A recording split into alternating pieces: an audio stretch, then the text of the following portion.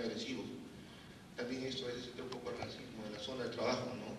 Pues a veces en el sur el arequipeño es muy tajante con el norteño, o el ayacuchano con el limeño. Entonces, a veces eso el estrés de trabajo origina de que en cualquier momento el mismo operador, pues por el mismo miedo que tiene, de que en cualquier momento lo pueden botar, y adiós, entonces comete un accidente, ¿no? Entonces, son muchos los factores que se ven. Los efectos conductuales, por ejemplo, también, ¿no? Propensiones a sufrir accidentes, drogadicción, arranques emocionales, desequilibrios que realmente a veces tienen que evaluarse, ¿no? Los efectos cognitivos, ¿no? La incapacidad por tomar decisiones y concentrarse en olvidos frecuentes, hipersensibilidad a la técnica de bloqueo mental, efectos fisiológicos, aumento de las catecolaminas, corticoides en la sangre, orina, aumento de la glucosa en la sangre, aumento de la frecuencia cardíaca y la tensión. A veces los efectos fisiológicos son muy importantes. ¿Qué le explico? A veces hay muchas de las personas que trabajan en operaciones en ciertas zonas que son bien agrestes, hablamos pues a temperaturas bajo cero o alturas que son muy fuertes, de partir los 4 metros por arriba.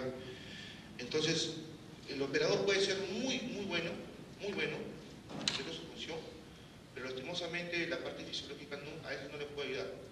Tiene baja la glucosa, no pueden concentrarse bien, el soroche le está permanentemente dando ahí con un golpe, no se pueden concentrar y ese es un factor relevante. Y si maneja pues una maquinaria pesada, hablamos de un tractor, cargador frontal, ¿no? o hablamos de operaciones internas de producción, molinos, chancadoras, entonces eso puede originar de que en cualquier momento pues también el operador desista, ¿no? y comete un accidente, o él mismo se puede accidentar o comete un accidente con sus compañeros. Los efectos organizacionales de ausentismo, relaciones laborales, pobre y baja productividad, alto índice de accidentes y de rotación de personal, clima organizacional, pobre antagonismo, insatisfacción en el trabajo. Estos ejemplos se los puse hace rato cuando les comenté que no solamente se da en la parte de la inversión privada, sino también se da en el sistema público, ¿no? A veces los sistemas de gestión pública originan de que exista un riesgo de la mala gestión. Normalmente pues están trabajando 6 meses técnicos y cambian un gerente, por ejemplo, ¿no? Un gerente administrativo, por política del Estado, viene el gerente, saca y entra su nuevo personal, y este personal pues no conocía los antecedentes que pasaban, vuelve a salir de nuevo, entonces quizás las mismas relaciones laborales pues que se dan por el clima organizacional, tanto del Estado, tanto de la inversión pública, originan de que sucedan estos problemas, ¿no? Entonces son riesgos de que haya una mala gestión, son riesgos de que haya una mala gestión en la parte de producción privada y se cae el trabajo y se vaya todo un sistema de gestión. Dale, por favor. En la parte, por ejemplo, de estresores depende mucho de la valoración que la persona hace a la situación, la vulnerabilidad del estresor y características individuales, las estrategias de afrontamiento disponibles a nivel individual, grupal o organizacional. Mucho de la conceptualización más operacional de los estresores sería la especificidad del momento que se desencadenará la duración, la frecuencia o repetición y la intensidad del estímulo agresor. A veces muchas de las personas no estamos, adecuadas, no estamos preparados para trabajar bajo presión, ¿no? Entonces, a veces ese trabajo bajo presión origina de que baje nuestra autoestima, porque nunca hemos estado acostumbrados, ¿no? Caramba, a mí en mi casa nunca me gritaron, ¿no? En mi casa nunca me dijeron haz esto. Pero eres un buen profesional, pero lastimosamente tú dependes organizacionalmente de ciertas personas que están sobre tu cabeza.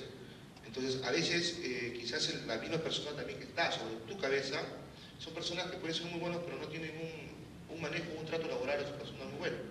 Entonces,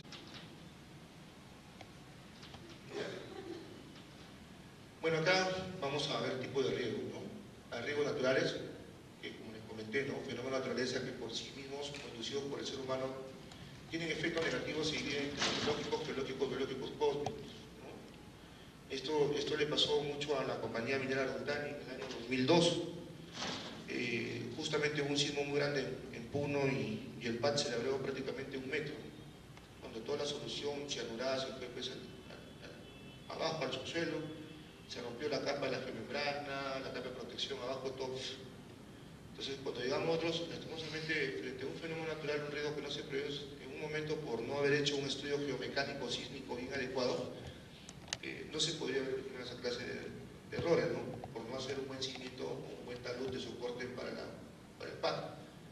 Entonces, lo que hicimos fue recomendar y se le aplicó la multa, pero no a la que realmente debería ser. O sea, ya son riesgos inminentes que la naturaleza de eso no puede.